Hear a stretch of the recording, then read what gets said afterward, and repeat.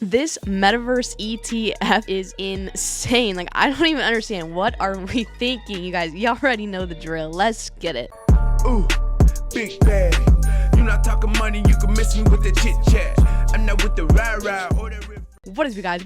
Welcome back to my channel. Nikki here, and in today's video I wanted to just talk about this Metaverse ETF that I came across not too long ago. Honestly, its inception date was just a few weeks ago, and I just wanted to have a little conversation about this and get y'all's opinions and thoughts on that. So two things here, okay? First thing, this ETF does not pay a dividend, so I personally will not be buying any shares of this and adding it to my dividend portfolio. And because it is so new that who knows, in the future this ETF may be able to pay out a dividend, so it is something to possibly keep an eye on if that is something you are into, which we'll talk about later. Second thing is, if you like making money and having a good ass time, please consider subscribing, joining the crew, and that's all I'm going to say about that. Let's jump right into the ETF and talk about this. So what is this fund? So the ticker is VERS. It is the Pro Shares Metaverse ETF. So here is what I found from the website. It is basically an index designed to track the performance of companies that have or are expected to have significant exposure to the provision of products and or services that contribute to the metaverse industry as determined by the index methodology. Company must generate at least 50% of their revenues from metaverse related business operations to be eligible for this index. The top 40 companies are selected to the index, and then selected companies are weighed using a modified equal weight approach, with companies with relatively higher scores receiving additional weight than the 10 largest companies by market cap also receiving additional weight on top of that. And then companies must be listed on the New York Stock Exchange or the Nasdaq. You can pause that, reread it if you want to, but we're gonna move on and we're gonna see what the stock price and all that kind of stuff looks like right now. So here is a snapshot of the fund, and as you can see, the expense ratio here is a maintenance fee. All ETFs, since they are a fund run by people, they have a fee like this. So for example, my favorite dividend ETF, SPYD, which is a high dividend paying ETF, has a fee of 0.07%, but asset class median has a expense ratio and maintenance fee of 0.58%. So this Metaverse ETF is coming in basically at the average for the class, so it's not like super alarming, but it is a little bit elevated if you were to ask me, relative to like that ETF that I absolutely adore. Now in a little bit I'm gonna go ahead and talk about 3 reasons and 3 things that make me think about this ETF in a certain type of way and my thoughts on it. But before that, let's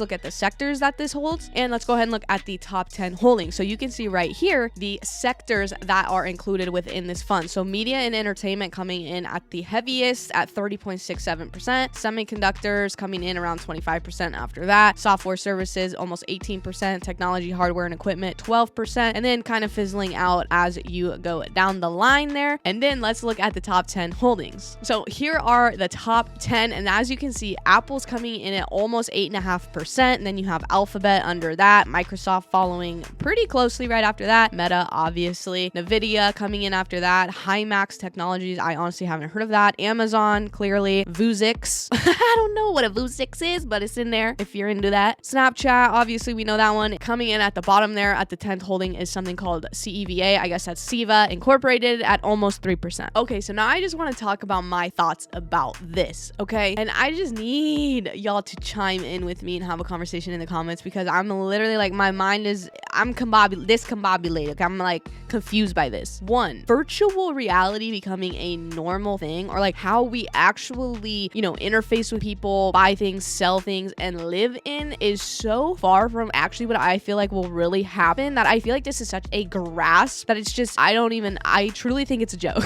And hey, in 15-20 years we may all be lit up in the metaverse. I don't know what to say about that, but it literally comes across as a joke to me. Personally, we're human beings, okay? We need human being to human being interaction. We need to cry on people's shoulders. We need to hug people. We have to be around people. We have to help people, serve people. It's so mind-blowing to me. And like, what the heck even is this? And I am a person of faith, okay? I'm not really super shy about that on my channel, but I do believe in Jesus Christ. And I see this as another way in this day and age that the devil is trying to kind of yank on everybody's strings and get between you and what the Lord actually wants for us. And this concept of keeping us inside, keeping us away from one another, and in a virtual reality, to me is like a little bit, we crossing the line. If you're gonna ask, it's too much. The second thing is this big like thing I've I've heard a ton about is real estate in the metaverse. What the hell? Okay, honestly, just real quick, look at this right here. And you could pause the video and read this in its entirety if you want to. What in the actual hell? So this line right here just sends me, okay? It's like you want to use it for something such as building a house to live in or premises from which to do business. Like, what are we talking about here? Live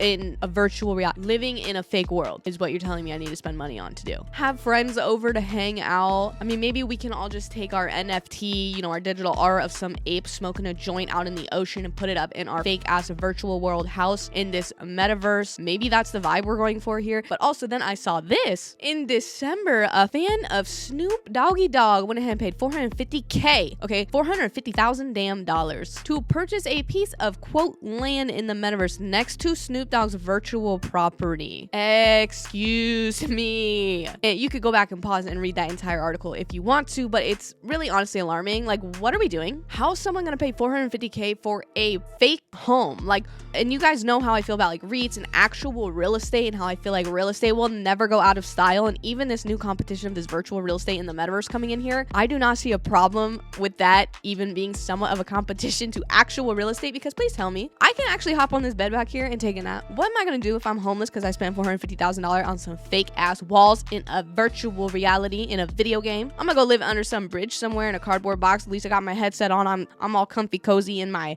fake ass world. Like, I don't understand this. Somebody please explain to me. How is that possibly a good investment? Like, I don't, like, think about this 10-50. We're all just gonna have these headsets on, like, no actual homes like that we live in. We just live in these things that we pay. I mean, I can see if you pay $450 for something and it's like a cool thing to show off, and you can like The Sims. You remember that? You remember that game? We love that game. So something like that, $450K, we're crossing a line. And the third thing I want to bring up that might get me canceled, might be controversial, might get me some subscribers or lose me some subscribers, but are we kidding here? These big ass tech companies in power already have way too much power, and quite frankly, they're already pushing things onto people and children that I am not nor never will be okay with. So the idea of like, what, in 10 years I have a couple kiddos, you know, we're in the virtual reality, they meet their friends up at who knows what, and then they go into like some strip club in the metaverse, or they go to some class in the metaverse that teaches them some bull crap that I don't agree with, and they're just indoctrinated into this way of thinking and like being forced to think one way because only one platform is really shoveling this information into them. I mean, just look what's going on right now. Do you think I would ever let my child go into some metaverse room with these creeps behind the scenes and learn and watch what they're just telling them is true or telling them what's accurate? Companies are not trying to hide this anymore, and I think that's so freaking bonkers to me. I don't understand. Over my dead ass body would my child ever be doing anything like this? So am I just being stupid? Like, am I not, you know, just getting with the times here? Like, I really want to know what you guys think about this whole metaverse thing, the whole concept. Literally, honestly, as a person of faith, it freaks me out. Like, we're crossing lines here, and it's just kind of being slapped in everybody's face, and I don't understand how people can't see this. Please let me know what you think down below, because I might be tripping, but ain't no way no Zuckerberg, no creep from the meta is gonna be influencing me, my family, or anybody that I know or care about. If you could, smash the thumbs up button, okay? Let this video get out there to maybe some more people than usual, because I really honestly know, like, as a whole where we're at with this, because